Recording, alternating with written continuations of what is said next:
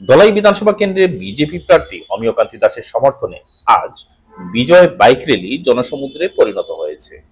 দুয়ারবন্দ, হাওয়াইতাং ও আমরাঘাট থেকে শুরু হওয়া হাজারো বাইকের কাফেলা পায়োনিয়ার সঙ্গে মিলিত হয়ে জনসমুদ্রের এক উৎসবমুখর পরিবেশে সমাপ্তি লাভ করে। গেরুয়া পতাকা ও স্বতঃস্ফূর্ত জনসমর্থনে এলাকা উন্মাদ। এই উপলক্ষে প্রার্থী অমিয়কান্তি দাস বলেন, এটি মানুষের আস্থা ও উন্নয়নের প্রত্যাশা।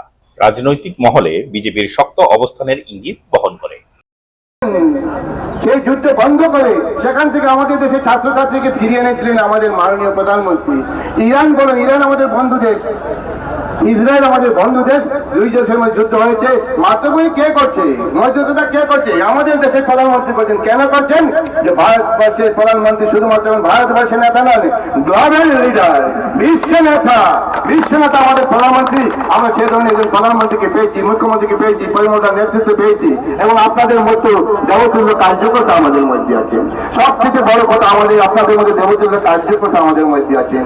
আপনাদের উদ্দেশ্যে আমি আমার প্রণাম নিবেদন করছি, ভক্তি শ্রদ্ধা প্রণাম নিবেদন করি। ছোট ভাই সবাই বলা হয় কিনা যে জনতা জনার্দন, আপনারা সেখানে আসছেন, যেখানে সবাই আছেন, আমি আপনাদের উদ্দেশ্যে আমার শ্রদ্ধা ভক্তি ভালোবাসা নিবেদন করে আগামী দিনে আবার দেখা হবে। আমরা 9 তারিখ পর্যন্ত আমরা নিজের নিজের দায়িত্ব পালন করবো। পরবর্তীতে আমিও আপনাদের দায়িত্ব নেব। বন্ধুরা, আমরা সবাই মিলে আমাদের এলাকাকে একটা বিকশিত দলাই, একটা সমৃদ্ধশালী দলাই, একটা সুরক্ষিত দলাই গঠন করবো। আমরা সবাই মিলে আমাদের শব্দ বিকশিত দলাই। আর মাননীয় প্রধানমন্ত্রী বলেছেন না যে 2047-এর মধ্যে ভারতবর্ষকে একটি উন্নত রাষ্ট্রে পরিণত করতে হবে।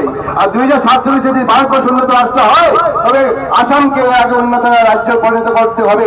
আসামকে উন্নত রাজ্যে পরিণত করতে হলে দলাইকে বাদ দিলে চলবে না, পয়জারামকে বাদ দিলে চলবে না, আমরাঘাট, দলাই, পালাঘাট কেউকে বাদ দিলে চলবে না। সমগ্র দলাইকে বিকশিত করতে হবে। এই আহ্বান জানিয়ে আপনাদের সবার উদ্দেশ্যে নমস্কার জানিয়ে আমার বক্তব্য এখানে জমানি কাটাচ্ছি।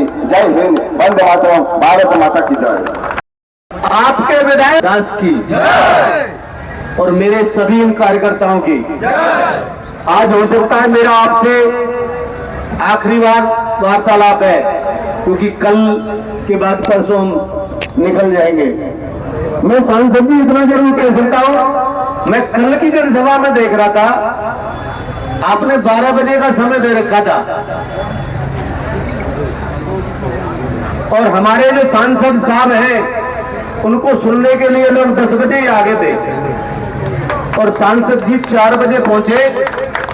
तो मैं रात में कुछ दिल्ली के अपने साथियों से, विधायकों से चर्चा कर रहा था। मैं कि यार यहाँ के कार्यकर्ताओं में जोश होता है तो दिखता है, लेकिन जनता में भी जोश है। इसका कारण मेरी समझ में नहीं आया, लेकिन अभी मेरी समझ में आया।